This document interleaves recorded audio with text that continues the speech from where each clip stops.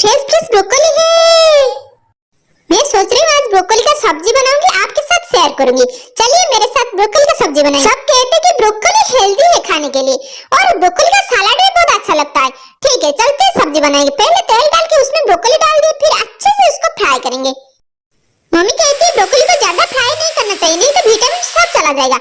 फिर तेल डाल के उसमें थोड़ा जीरा प्याज डाल देंगे। प्याज अच्छे से फ्राई होने के बाद अदरक लहसुन का पेस्ट, हल्दी, मिर्ची और धनिया का पाउडर डाल देंगे।